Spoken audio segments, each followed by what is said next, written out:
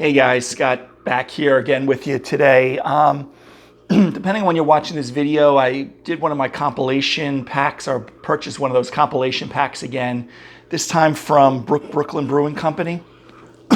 Those of you who live in the New York metro area are very, very familiar with them. But I think they do have a pretty big footprint across the country these days. Garrett Oliver, I don't know if he still is currently the brewmaster there or owner or whatever, but he's a kind of an icon in the craft beer industry. So this is what I'm going to be doing, a beer dissection video today is on the Brooklyn Pilsner, crisp Pilsner. It's part of this, and I probably already have it popped up over my shoulder, but it's part of that 12-pack compilation. There's a couple of hazies, another IPA, this Pilsner. There may be one other that's up there. You can take a closer look at the picture on there. Also, if you're not unfamiliar with my page, I did do a longer video on the history of Pilsner and comparing it to Czech Premium Pale Lager, as well as it being kind of the forerunner to a lot of the pale style of beers in the United States these days. So what am I expecting? First thoughts, on a typical Pilsner. I should mention, though, while I'm looking at this, is that this is at 5% alcohol. So pretty standard, normal. Nowadays, we get so used to some of these really New England IPAs and other IPAs that are sitting at 7, 8, 9, 10%. That 5% seems very low these days, but that's pretty standard for most German Pilsner ranges. So what we're going to be expecting with Pilsner is obviously a highly effervescent beer, good pronounced bitterness, usually somewhere between, I don't know the number on this one particularly, usually it's about 22 to 40 IBUs. Usually has a little bit more kind of perceived bitterness than some of the Czech Premium Pale Lager like Pilsner Urquell, as well as a lot of your American lagers like Miller Lite and stuff. It should have a lot more hop flavor. Most Pilsners are using German noble hops like Hallertau Mittelfrüh, Tettning, Spalt, things like that, Steering Goldings. So we're expecting like kind of a pale straw, gold color, highly effervescent, highly attenuated. Remember, with attenuation, it's kind of the yeast acting on the sugars. If it's high attenuation, it kind of eats a lot of the fermentable sugars down. So it kind of gives a lighter body, highly effervescent beer.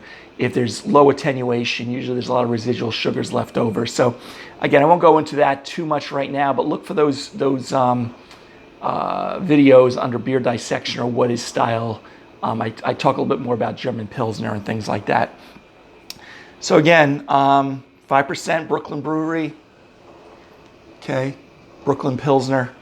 And like I like to do with most of my Pilsners, some type of fluted glass with a stem on there. This one has a little bit more of a convex surface. Sometimes, you have something, stem that's straight edges on some Pilsner glasses, or sometimes they taper out is fine also. But again, it just tries to accentuate and showcase the beer a little bit better.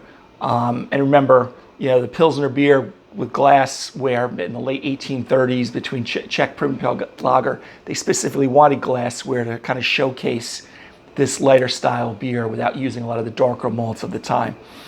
Okay, so let's crack this bad boy open. Okay. And it's definitely pouring like a Pilsner.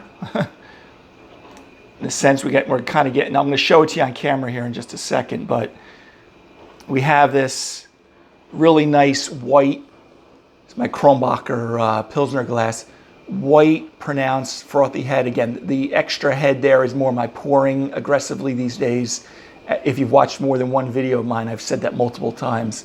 But nice gold color.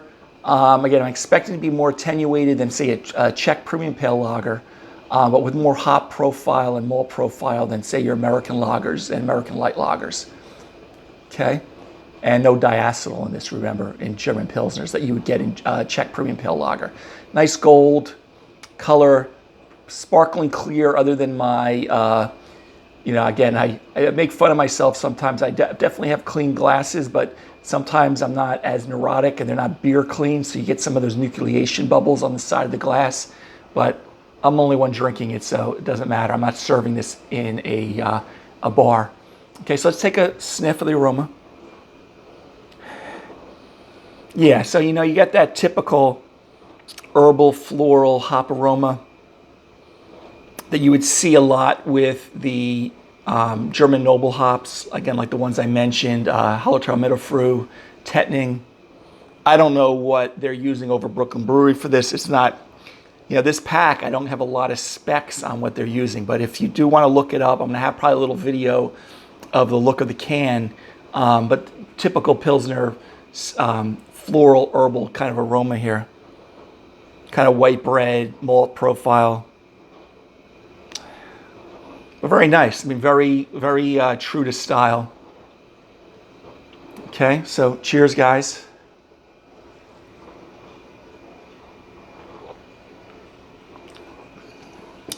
Oh yeah, that's really nice. First I'm getting a little bit in the aftertaste as well as up front. Kind of a little bit more of a pretty malty, like Pilsner malt type of profile. White bread, doughy, but you definitely get that sweetness to the malt on this right on the front end, at the very beginning. Pretty highly effervescent, good attenuation. So it's pretty dry beer, not as dry as maybe some of your Belgian varieties, but you wouldn't want that with a Pilsner. Very light-bodied, maybe light to medium-bodied. I still get that typical German noble hop flavor, that herbal, earthy, maybe a slight spice. It's not like a Saaz hops. They may use it, but it doesn't give you that spiciness of that I get. Sometimes you get like a grassy, earthy, but pretty close to on style with this particular one.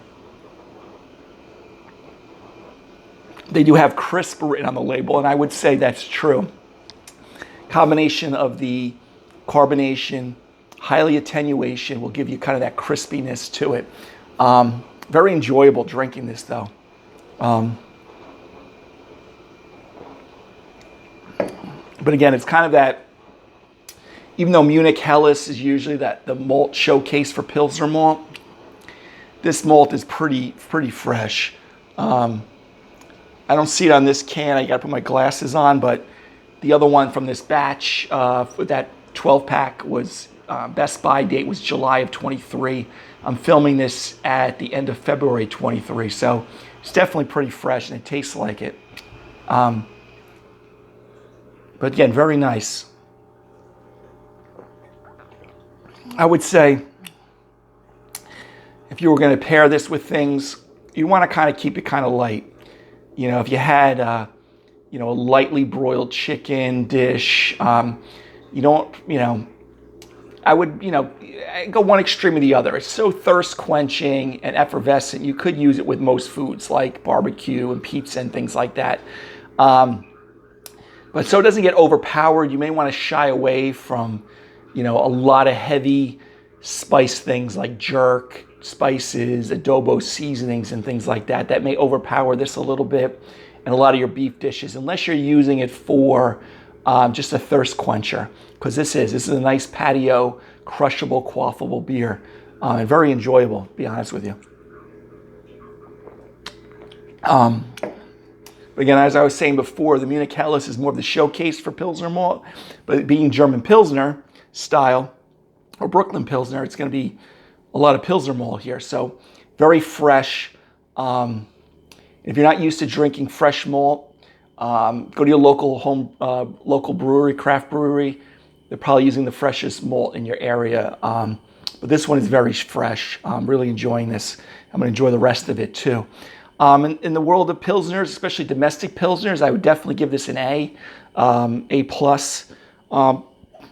But I don't like to compare Pilsners to IPAs, to New England IPAs, because it depends on what you're in the mood for.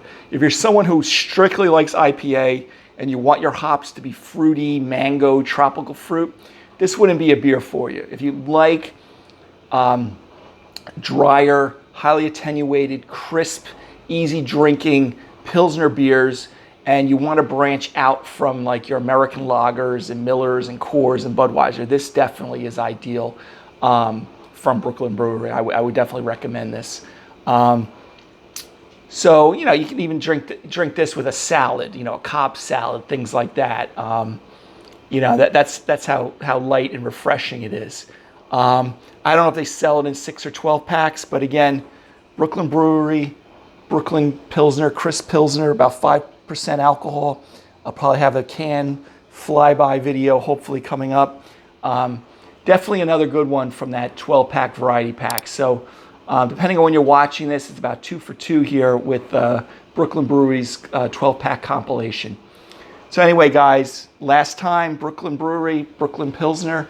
Definitely, if you like that style of beer, I would highly recommend this one. Okay, this is one of the better ones for domestics. Okay, have a great day, guys. Take care. Bye-bye.